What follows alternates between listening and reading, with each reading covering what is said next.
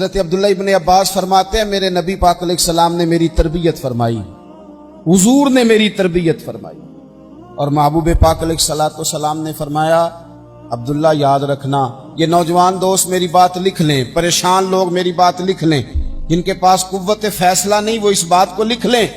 حضرت عبداللہ ابن عباس فرماتے ہیں میرے نبی پاک علیہ السلام نے مجھ سے فرمایا تھا عبداللہ سن، اگر ساری دنیا مل کے تیرا کوئی نفع کرنا چاہے کر نہیں سکتی جب تک میرے رب کی رضا نہ ہو، اور فرمایا ساری دنیا مل کے تیرا کچھ بگاڑنا چاہے تو عبداللہ بگاڑ نہیں سکتی جب تک رب کریم کی حکمت کا تقاضا نہ ہو۔ لوگوں سے ڈرنا، لوگوں کی طرف دیکھنا، یارو گردن کو جھکا دیتا ہے خیرات کا پتھر، جہاں میں مانگنے والوں کے سر کبھی اونچے نہیں ہوتے۔ اور اقبال کہتے ہیں غیرت ہے بڑی چیز جہانے تگ و دو میں، پہناتی ہے یہ فقر کو تاج سردارا۔ میں عرض کروں گا کہ اپنی آپ جب توجہ کا قبلہ اللہ رسول کو بنائیں گے تو رب فرماتے ہیں وَيَرْزُقْهُ مِنْ حَيْثُ لَا يَحْتَسِبُ، میں نہ تجھے وہاں سے رزق دوں گا جہاں سے کبھی تیرا گمان بھی نہیں کیا ہوگا، یہاں سے بھی مل سکتا ہے، تو نے سوچا بھی نہیں ہوگا۔ بخاری شریف میں حدیث ہے، حضرت جابر ابن عبداللہ فرماتے ہیں نبی پاک صلی اللہ علیہ وسلم نے 300 لوگوں کا ایک لشکر روانہ کیا کسی مہم کے لیے، کسی جہاد کے لیے۔ حضرت ابو عبیدہ بن جراح رضی اللہ تعالیٰ عنہ امیر لشکر تھے۔ فرماتے ہیں غربت اتنی زیادہ تھی، بھوک اتنی زیادہ تھی کہ ایک ایک کھجور دن میں ایک وقت کھانے کو ملتی تھی، اور کچھ دن ایسے آئے کہ اب کھجور بھی نہیں مل رہی۔ فرماتے ہیں اتنی زیادہ بھوک لگی مجاہدین کو 300 بندہ پتے کھا کے گزارا ہونے لگے، یہ بخاری میں موجود ہے۔ آپ فرماتے ہیں کہ دریا کے کنارے ہمارا پڑاؤ تھا، ٹھہراؤ تھا، جب بھوک سے نڈھال ہو گئے نا وَيَرْزُقْهُ مِنْ حَيْثُ لَا يَحْتَسِبُ، اللہ وہاں سے روزی دیتا ہے گمان بھی نہیں ہوتا۔ فرماتے ہیں ایک مچھلی اللہ تعالیٰ نے دریا کے کنارے بھیجی، فرماتے ہیں وہ تھی تو مچھلی پر پہاڑ جتنی تھی۔ بخاری میں لفظ ہیں، حضرت جابر ابن عبداللہ رضی اللہ تعالیٰ عنہ فرماتے ہیں 300 آدمی 18 دن تک اس مچھلی کو کھاتے رہے، مچھلی ختم ہی نہیں ہوئی۔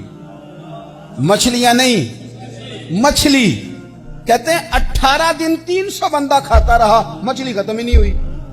اور فرماتے ہیں کہ اس کی ہڈی نکال کے، کانٹا کہیں گے آپ اپنی زبان میں، کہتے ہیں وہ نکال کے نا تو اس کو کھڑا کیا نا جب، تو اونٹ کجاوے سمیت اس کے بیچ سے گزر جاتا تھا، 2 اس کے کانٹے جوڑے۔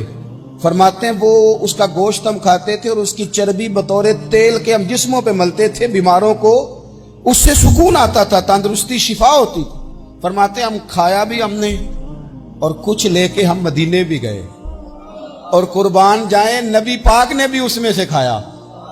ہم نے عرض کی حضور یہ معمہ کیا ہے، یہ ماجرا کیا ہے؟ تو محبوب نے فرمایا تمہارے پاس غذا نہیں تھی، رب نے تمہارے لیے بندوبست کیا ہے، اللہ نے تمہیں دیا ہے۔ اس پر ایک اور بات عرض کر دوں، صحیح بخاری سے، مسلم سے ایک اور بات، کچھ چیزیں ایسی ہیں جن سے اللہ کی مدد آتی ہے، مدد ملتی ہے۔ ایک چیز ان میں سے ایسی ہے جس سے بہت مدد نازل ہوتی ہے، وہ ہے کہ جب رب آپ کو دے نا تو پھر آپ بھی اس کے رستے میں دیں، پھر مدد آتی ہے، پھر اور آتا ہے۔ بخاری مسلم میں حدیث ہے، یہ زیادہ ہی توجہ طلب امر ہے، اس پر آپ غور کریں گے۔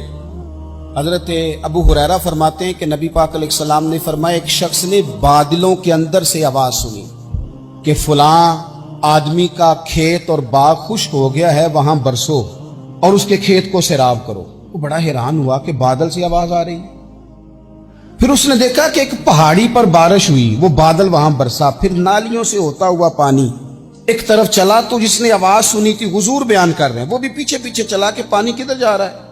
اس نے جا کے دیکھا کہ ایک مقام پہ ایک باغ کو وہ پانی لگ رہا ہے اور ایک آدمی وہ پانی لگا رہا ہے۔ اس نے اس سے پوچھا تیرا نام کیا ہے؟ اس نے کہا کیوں؟ کہنے لگا بتا نا۔ اس نے نام بتایا تو کہنے لگا یہی تو وہ نام ہے جو میں نے بادلوں کے اندر سے سنا ہے کہ فلاں کے کھیت کو پانی دے دو۔ اس نے کہا یار تو کیا عمل کرتا ہے کہ اسپیشل تیرے لیے بارش برسے؟ یہ بخاری پڑھ رہا ہوں، سیاستہ سے حدیث عرض کر رہا ہوں۔ اس سے پوچھا تو کیا کام کرتا ہے کہ جناب اللہ تبارک و تعالیٰ کا حکم کرم آیا کہ خاص تیرے لیے پانی برسے اور تیرے کھیت کو سیراب کرے. تو اس نے کہا چھوٹا ذمہ دار ہوں، پر جب فصل اگتی ہے تو 3 حصے کرتا ہوں.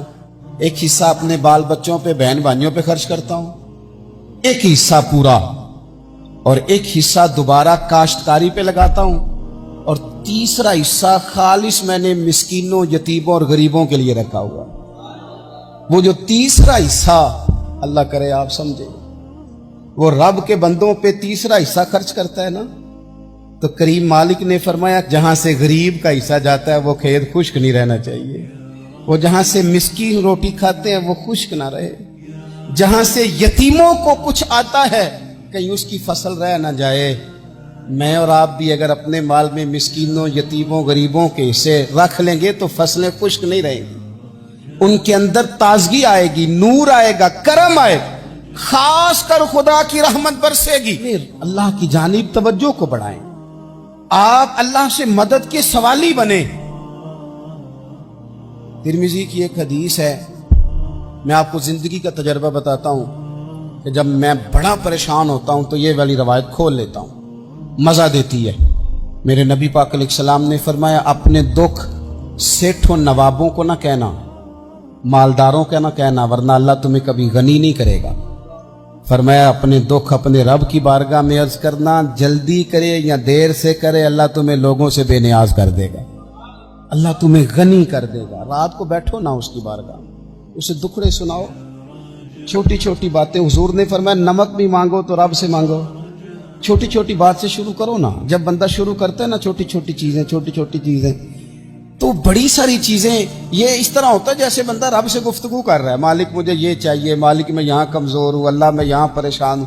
آپ یہ کر کے تو دیکھیں، لمبی لمبی دعائیں مانگ کے تو دیکھیں، اس کے حضور جوڑ کے تو دیکھیں. آپ دیکھیں گے راحت کتنی ہے، سکون کتنا.